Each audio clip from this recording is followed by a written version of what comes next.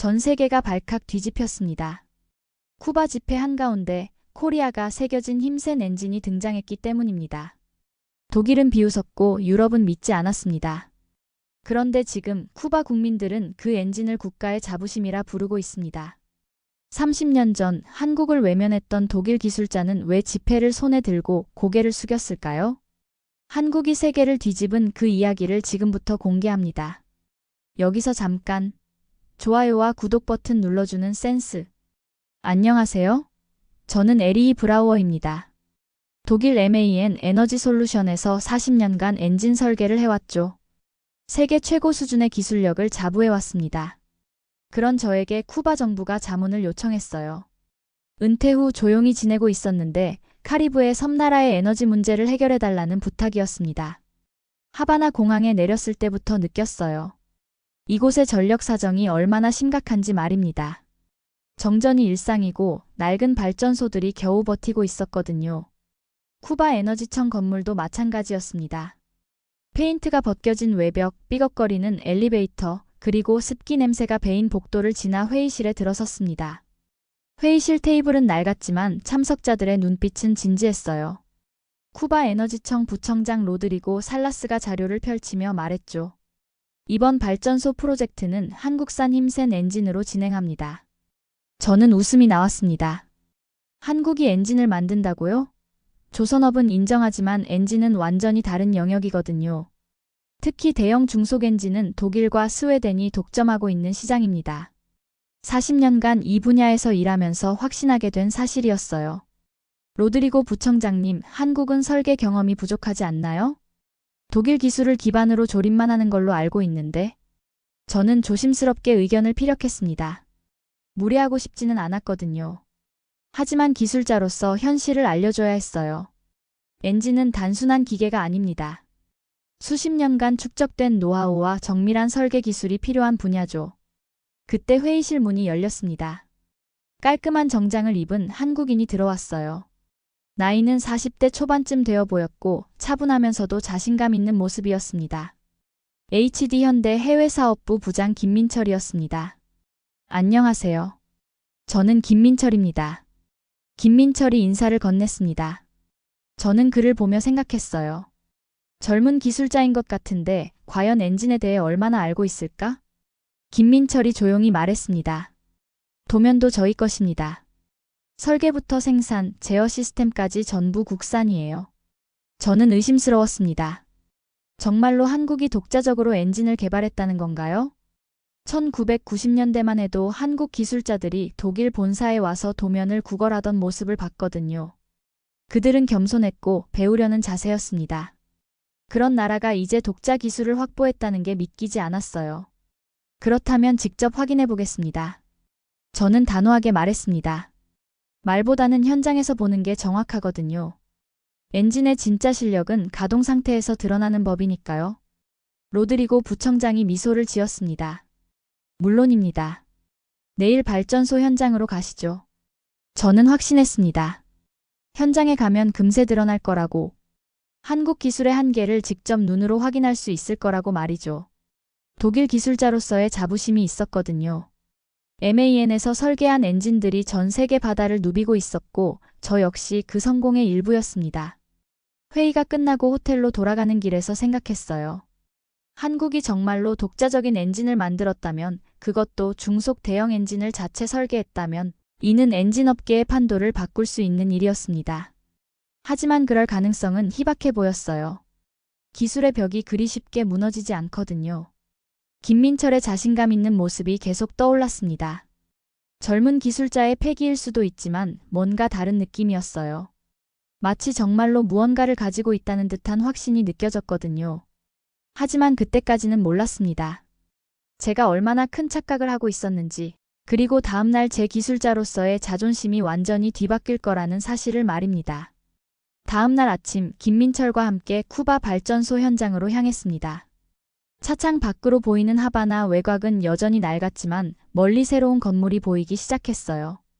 발전소에 가까워질수록 제 가슴이 두근거렸습니다. 과연 한국 엔진이 어떤 모습일지 궁금했거든요. 발전소 정문을 지나니 거대한 건물이 나타났습니다. 생각보다 현대적이었어요. 김민철이 안내했죠. 저기 보이는 건물 안에 힘센 엔진이 설치되어 있습니다. 건물 안으로 들어서는 순간 저는 숨이 막혔습니다. 건물 4층 높이에 달하는 거대한 엔진이 조용히 돌아가고 있었거든요. 무게만 2,000톤이 넘어 보였습니다. 이런 규모의 중속 엔진을 한국이 만들었다는 게 믿어지지 않았어요. 이게 진짜 가동 중이라고요? 저는 놀라움을 감추지 못했습니다. 엔진의 크기도 놀라웠지만 더 놀라운 건 소음이었어요. 이 정도 크기의 엔진치고는 너무 조용했거든요. 독일 엔진들과 비교해도 손색이 없을 정도였습니다. 김민철이 태블릿을 꺼내 보여줬습니다. 네, 지금 출력이 18메가와트입니다. 최대 출력의 80%로 운전 중이에요. 실시간 모니터링 화면이 펼쳐졌습니다. 전력 출력, 연료 소비율, 엔진 회전수, 온도 등 모든 수치가 안정적으로 표시되고 있었어요. 제가 40년간 봐온 독일 엔진의 데이터와 비교해도 전혀 뒤떨어지지 않았습니다. 저는 엔진 주위를 천천히 돌아봤습니다. 용접 부분, 배관 연결, 제어반 배치까지 모든 것이 정교했어요. 특히 제어 시스템의 인터페이스가 인상적이었습니다. 직관적이면서도 전문적인 느낌이 들었거든요. 제어 시스템도 자체 개발하신 거죠? 맞습니다. 하드웨어부터 소프트웨어까지 모두 저희가 만들었어요. 김민철의 대답이 담담했습니다. 자랑하려는 기색이 전혀 없었어요. 마치 당연한 일인 것처럼 말하는 모습이 오히려 더 인상적이었습니다. 제가 가장 궁금했던 부분은 엔진 내부였습니다. 실린더, 피스톤, 크랭크축 같은 핵심 부품들이 어떤 수준인지 확인하고 싶었거든요. 이런 부품들이야말로 엔진 기술의 진짜 실력을 보여주는 부분이니까요. 혹시 엔진 내부를 볼 수 있을까요? 물론입니다. 마침 점검 시간이니 일부를 열어보시죠. 기술자들이 와서 엔진 일부를 개방했습니다. 거대한 실린더 헤드가 열리면서 내부가 드러났어요. 그 순간 저는 할 말을 잃었습니다.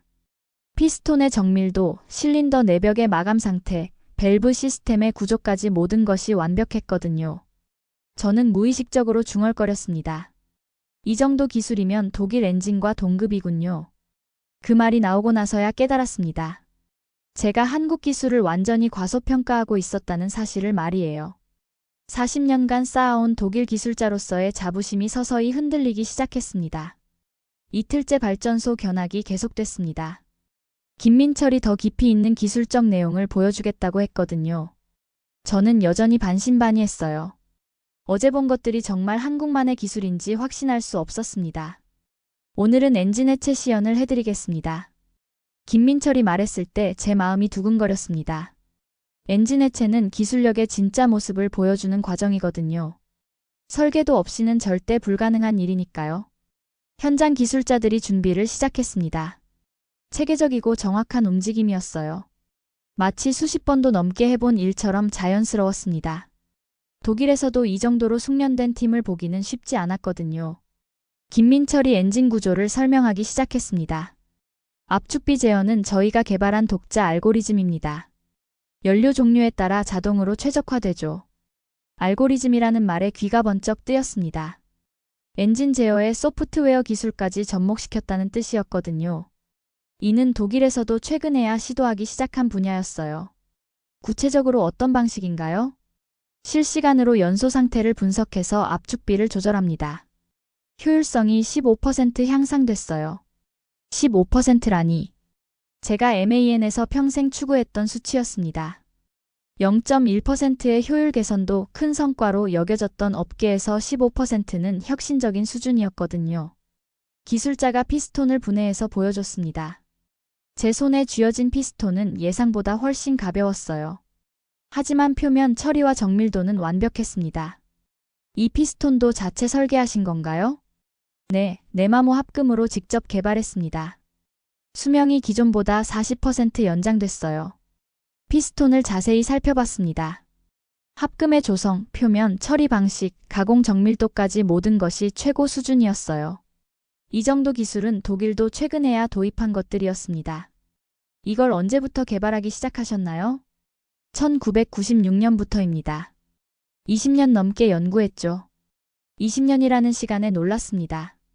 제가 독일에서 한국을 무시하고 있을 때 한국은 이미 독자 기술 개발에 매진하고 있었던 거죠. 그 사실이 제 자존심에 큰 상처를 줬습니다. 크랭크 축분의 과정도 봤습니다. 무게만 수톤에 달하는 거대한 부품이었지만 기술자들은 능숙하게 다뤘어요. 특히 크랭크 축의 밸런싱 기술이 인상적이었습니다. 밸런싱도 자체 기술인가요? 맞습니다. 컴퓨터 시뮬레이션으로 최적화한 뒤 정밀 가공했어요. 컴퓨터 화면에 나타난 시뮬레이션 결과를 봤습니다. 진동 수준, 응력 분포, 피로도 분석까지 모든 것이 정교하게 계산되어 있었어요. 이런 수준의 해석 기술은 독일의 대학 연구소에서나 볼 수 있었던 것들이었습니다. 제어 시스템 소프트웨어도 살펴봤습니다. 인터페이스가 직관적이면서도 전문적이었어요. 무엇보다 놀라운 건 모든 메뉴가 한국어로 되어 있다는 점이었습니다. 소프트웨어도 처음부터 개발하신 건가요? 네, 운영체제부터 응용 프로그램까지 모두 저희 작품입니다. 그 순간 깨달았습니다. 한국이 단순히 하드웨어만 만든 게 아니라 소프트웨어까지 완전히 독립된 시스템을 구축했다는 사실을 말이에요. 이는 독일도 아직 달성하지 못한 완전 자립형 엔진이었습니다. 하루 종일 해체 과정을 지켜본 뒤 충격에 빠졌습니다. 제가 40년간 쌓아온 독일 기술자로서의 자부심이 완전히 무너져 내렸거든요. 한국은 이미 독일을 뛰어넘은 부분들이 있었고 어떤 면에서는 독일보다 앞서 있었습니다. 김민철과 함께 호텔로 돌아가는 차 안에서 말이 없었습니다. 제 머릿속은 온통 오늘 본 것들로 가득했어요. 특히 그 20년이라는 시간이 계속 떠올랐습니다. 한국이 묵묵히 기술을 쌓아온 세월 말이에요. 혹시 기분이 좋지 않으시나요? 김민철이 조심스럽게 물었습니다. 제 표정이 어두웠나 봅니다. 아니에요. 그냥 생각이 많아서요. 사실 인정하기 어려웠습니다. 제가 평생 믿어온 독일 기술의 우월성이 흔들린다는 걸 말이에요. 하지만 현실은 명확했습니다. 한국은 더 이상 독일의 뒤를 따라가는 나라가 아니었거든요. 그날 밤 호텔방에서 잠을 이루지 못했습니다. 오늘 본 한국 기술이 계속 머릿속을 맴돌았거든요. 그러다 문득 오래된 기억이 떠올랐습니다. 1992년 독일 MAN 본사에서 있었던 일 말이에요. 그때는 제가 아직 젊은 주임 엔지니어였습니다. 회의실에 한국 기술자들이 찾아왔었어요. HD 현대 초기 멤버들이었죠. 그들은 매우 겸손한 자세로 도면을 요청했습니다. 당시 저희 부서장이었던 헬무트 슈미트가 말했죠. 엔진 설계 도면을 달라고 하시는데 직접 만드실 생각이신가요? 한국 기술자 중 한 명이 조심스럽게 대답했습니다. 네, 독자적인 엔진 개발을 목표로 하고 있습니다. 그 순간 회의실에 웃음이 터져나왔어요. 저도 웃었습니다. 한국이 엔진을 직접 만든다는 게 너무 황당했거든요. 조선은 잘해도 엔진은 차원이 다른 기술이라고 생각했어요. 헬무트 부서장이 빈정거리듯 말했습니다. 직접 만든다고요? 그러다 배가 바다 한가운데서 멈추면 어떻게 하시겠어요? 한국 기술자들의 얼굴이 붉어졌습니다. 하지만 그들은 참고 있었어요. 도면이 필요했으니까요. 그 모습이 지금 생각해보니 너무 안타까웠습니다. 그중 한 명이 김민철의 아버지였을 거예요. 나이도 비슷하고 눈빛도 닮았거든요. 아마 그분이 김민철에게 이 일을 물려준 게 아닐까 싶었습니다. 기술 이전료는 얼마를 원하시나요? 한국 기술자가 물었을 때 저희는 터무니없는 금액을 불렀습니다. 그들이 포기하기를 바랐거든요. 하지만 한국 기술자들은 끝까지 협상했어요. 분할 지급이 가능한가요? 물론이죠. 하지만 조건이 있습니다. 헬무트 부서장이 계속 말했습니다. 기술 습득 과정에서 독일 기술자의 지도를 받아야 합니다. 그리고 우리 허가 없이는 제3국에 수출할 수 없어요. 굴욕적인 조건이었습니다. 하지만 한국 기술자들은 받아들였어요. 선택의 여지가 없었거든요. 그때만 해도 한국은 기술 종속국이었으니까요. 도면을 넘겨주면서 저희는 확신했습니다. 한국이 독자적인 엔진을 만드는 건 불가능하다고 말이에요. 기껏해야 독일 설계를 따라 조립하는 수준일 거라고 생각했습니다. 10년 뒤에도 우리한테 와서 기술 지원을 요청할 겁니다. 동료가 말했을 때 저도 동의했어요. 엔진 기술은 하루아침에 습득할 수 있는 게 아니었거든요. 수십 년간 축적된 노하우가 필요한 분야였으니까요. 하지만 지금 돌이켜보니 저희가 완전히 틀렸습니다. 한국은 독일 도면을 단순히 복사한 게 아니라 그걸 바탕으로 완전히 새로운 기술을 개발했거든요. 어떤 면에서는 원본보다 더 우수한 결과물을 만들어냈어요. 특히 기억에 남는 건 그 한국 기술자의 마지막 말이었습니다. 언젠가는 저희도 도면을 파는 회사가 되고 싶습니다. 그때는 웃음거리였습니다. 하지만 지금은 현실이 되었어요. 김민철이 말했듯이 한국이 이제 도면을 파는 나라가 된 거죠. 그 조롱받던 꿈이 30년 만에 이루어진 겁니다. 침대에 누워 천장을 바라보며 생각했습니다. 제가 얼마나 오만했었는지 말이에요. 기술에는 국경이 없다는 걸 깨달았어야 했는데 독일의 우월감에 빠져 있었던 거죠. 이제야 그 대가를 치르고 있었습니다. 더 기억을 더듬어 보니 그때 한국 기술자들이 했던 다른 질문들도 떠올랐어요. 혹시 설계 변경 시 주의사항이 있나요? 품질 관리는 어떤 방식으로 하시나요? 재료 선택 기준은 무엇인가요? 정말 기초적인 질문들이었습니다.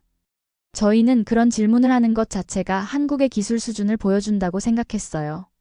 하지만 지금 보니 그들은 진짜 배우려고 했던 거였습니다. 당시 제 동료였던 프랑크가 농담 삼아 말했던 것도 기억나네요. 저들이 언제쯤 우리를 따라잡을까요? 50년 정도는 걸리겠죠? 모두들 웃었습니다. 50년도 짧다고 생각했거든요. 하지만 실제로는 30년도 안 걸렸어요. 아니, 어떤 부분에서는 이미 추월당했습니다. 그날 밤 잠들기 전까지 계속 생각했습니다. 과연 독일이 언제까지 기술 강국으로 남을 수 있을까 하는 의문이 들었거든요. 한국처럼 열정적으로 기술 개발에 매진하는 나라들이 늘어나고 있는데 말이에요. 다음 날 아침 로드리고 부청장이 중요한 회의가 있다며 저희를 부름 접어왔습니다. 쿠바 에너지청 대회의실에 들어서니 생각보다 많은 사람들이 모여 있었죠. 정부 관료들과 기술진들이 진지한 표정으로 앉아 있었습니다. 로드리고 부청장이 프레젠테이션을 시작했습니다. 예전에는 독일 도면을 사야 했습니다. 지금은 한국이 도면을 파죠. 화면에 자료가 나타났어요. 1990년대 쿠바가 독일에서 수입한 기술 자료 목록이었습니다.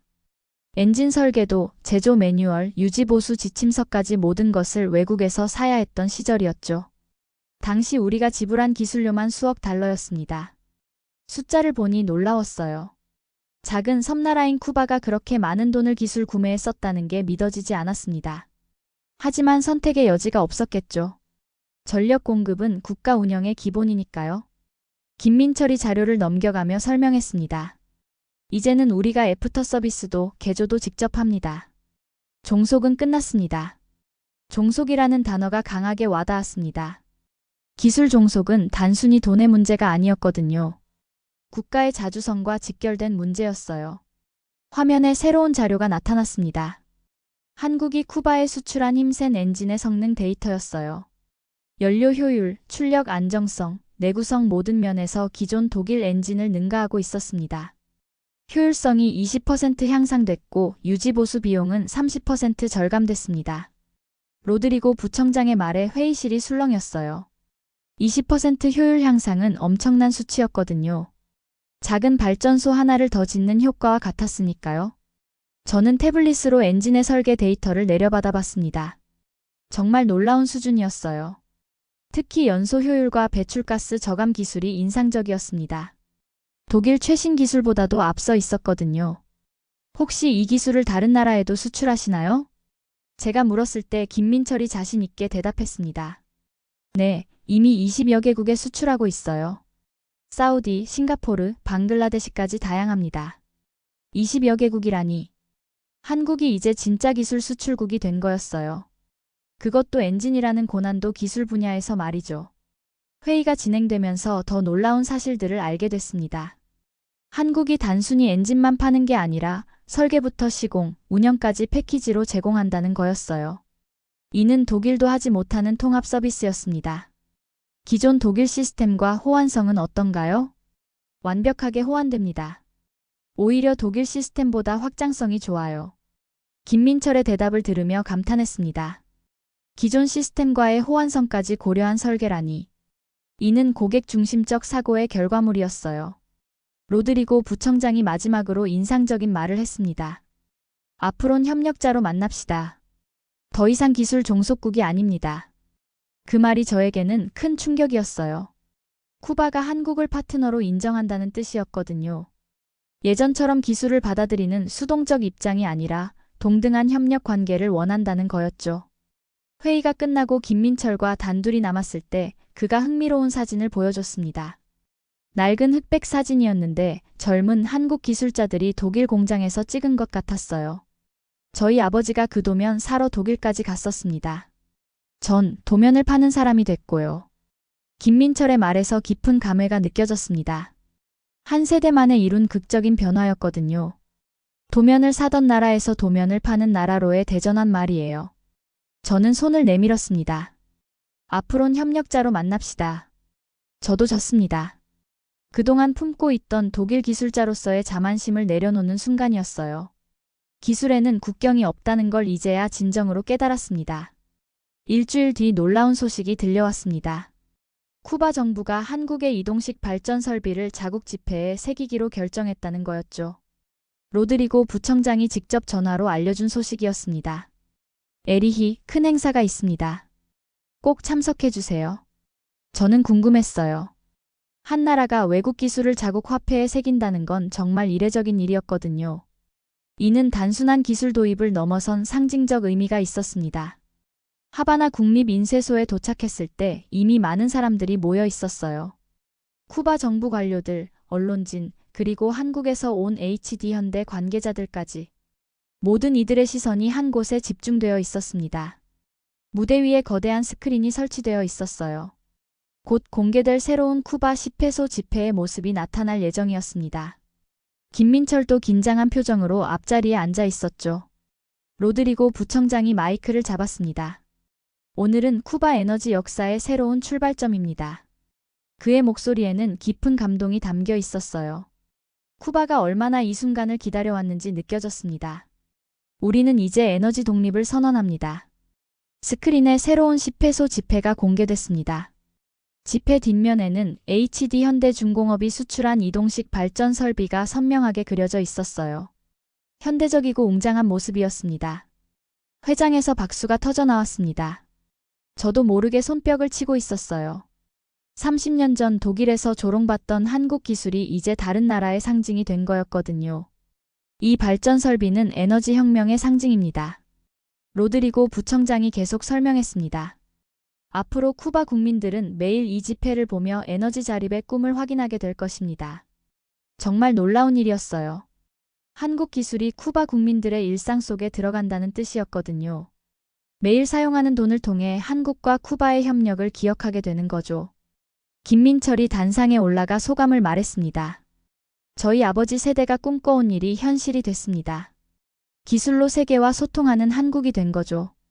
그의 말에서 한 세대를 관통하는 기술자의 꿈이 느껴졌어요. 도면을 구걸하던 나라에서 기술을 수출하는 나라로, 그리고 이제는 다른 나라의 화폐에까지 새겨지는 기술 강국이 된 거였습니다. 행사가 끝나고 저는 새로운 지폐를 손에 들고 오랫동안 바라봤습니다. 그 작은 종이 위에 담긴 의미가 너무 컸거든요. 30년 전 제가 무시한 나라가 이젠 다른 나라의 상징이 되었군요. 혼잣말처럼 중얼거렸을 때 김민철이 다가왔습니다. 기술에는 국경이 없다고 하셨잖아요. 이제 정말 그런 세상이 온 것 같아요. 그의 말이 맞았습니다. 기술은 국경을 초월해 인류 공동의 자산이 되어야 했어요. 한국이 보여준 것도 바로 그런 정신이었습니다. 지폐를 지갑에 넣으며 생각했습니다. 이 지폐가 쿠바 전역에 유통되면 수많은 사람들이 한국 기술을 매일 접하게 될 거라고. 그리고 그들은 기술 협력의 새로운 가능성을 꿈꾸게 될 거라고 말이에요. 호텔로 돌아가는 길에 로드리고 부청장이 말했습니다. 이제 쿠바 아이들도 한국처럼 기술 강국의 꿈을 꿀 수 있을 것 같아요. 그 말이 제 가슴을 뭉클하게 했습니다. 기술은 단순히 기계를 만드는 것이 아니라 꿈을 현실로 만드는 힘이었거든요. 한국이 쿠바에 전해준 것도 바로 그런 희망이었습니다. 차창 밖으로 하바나 시내가 지나갔어요. 거리 곳곳에서 사람들이 새로운 지폐를 구경하고 있었습니다. 아이들까지 신기해하며 지폐 속 발전 설비를 가리키고 있었죠. 저 아이들이 자라면 어떤 기술자가 될까요? 김민철이 말했을 때 저는 확신했습니다. 분명 훌륭한 기술자들이 될 거라고. 한국이 보여준 기술 독립의 사례가 그들에게 영감을 줄 거라고 말이에요. 집회 공개 행사는 단순한 기념식이 아니었습니다. 쿠바가 에너지 독립을 선언하는 역사적 순간이었고 한국 기술이 세계적으로 인정받는 상징적 사건이었어요. 무엇보다 기술 협력의 새로운 모델을 제시한 의미 있는 날이었습니다. 집회 공개 행사 다음 날 김민철이 특별한 곳으로 저를 안내했습니다. 하바나 외곽의 작은 카페였는데 그곳에서 그의 개인적인 이야기를 들을 수 있었죠. 제가 보여드리고 싶은 게 있어요. 김민철이 낡은 가방에서 사진첩을 꺼냈습니다. 1990년대 흑백 사진들이 가득했어요. 젊은 한국 기술자들이 독일 공장에서 찍은 사진들이었습니다. 이분이 저희 아버지입니다. 김민철이 한 사진을 가리켰어요. 30대 초반으로 보이는 남성이 거대한 엔진 앞에서 진지한 표정으로 서 있었습니다. 눈빛이 김민철과 정말 닮아 있었거든요. 1992년 독일 MAN 본사를 방문했을 때 사진이에요. 그 사진을 보는 순간 저는 깜짝 놀랐습니다. 30년 전 제가 회의실에서 봤던 한국 기술자 중 한 명이었거든요. 도면을 요청하며 고개를 숙였던 그 젊은이가 김민철의 아버지였던 거예요. 아버지가 자주 말씀하셨어요. 언젠가는 우리도 기술을 파는 나라가 되겠다고. 김민철의 목소리에 깊은 감정이 담겨 있었습니다. 아버지로부터 물려받은 꿈이었던 거죠. 다른 사진들도 보여줬어요. 독일 공장에서 기술을 배우는 한국 기술자들의 모습이었습니다. 모두들 열심히 메모하고 질문하고 배우려는 자세가 역력했어요. 이분들이 지금 한국 엔진 기술의 기초를 만든 분들이에요. 정말 놀라웠습니다. 그때 조롱받던 기술자들이 한국 엔진 산업의 아버지들이었던 거예요. 그들의 굴욕과 인내가 지금의 성과를 만들어낸 거였습니다. 아버지는 항상 말씀하셨어요. 기술에는 자존심이 있어야 한다고. 김민철이 또 다른 사진을 보여줬습니다. 1996년 한국에서 첫 엔진 제작에 성공했을 때의 기념사진이었어요. 기술자들의 얼굴에 뿌듯함과 자부심이 가득했습니다. 처음 만든 엔진은 독일 기술을 따라한 것이었어요. 하지만 아버지는 거기서 멈추지 않으셨죠.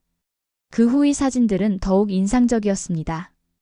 연구실에서 밤늦게 설계도를 그리는 모습, 새로운 부품을 테스트하는 장면, 실패와 성공을 반복하며 기술을 발전시켜가는 과정들이 담겨 있었어요. 2000년에 첫 독자 설계 엔진을 완성했을 때 아버지가 우셨대요. 김민철의 말에 저도 가슴이 뭉클했습니다. 기술자에게 있어 독자 기술 개발은 꿈의 실현이거든요.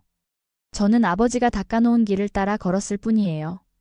도면을 파는 사람이 된 것도 아버지 덕분입니다. 사진첩 마지막 페이지에는 최근 사진이 있었어요. 김민철이 쿠바 발전소에서 한국 엔진을 설명하는 모습이었습니다. 30년 전 아버지가 독일에서 배우던 모습과 정반대 상황이었죠. 아버지가 살아계셨다면 정말 자랑스러워 하셨을 거예요. 김민철의 눈에 눈물이 맺혔습니다. 아버지의 꿈을 이룬 아들의 복잡한 심정이 느껴졌어요. 저도 감동했습니다. 한 세대에 걸친 기술자들의 노력과 희생이 오늘의 성과를 만들어낸 거였거든요. 조롱받으며 기술을 배워온 아버지 세대와 그 기술로 세계를 놀라게 한 아들 세대의 이야기였습니다. 이제 앞으론 협력자로 만납시다.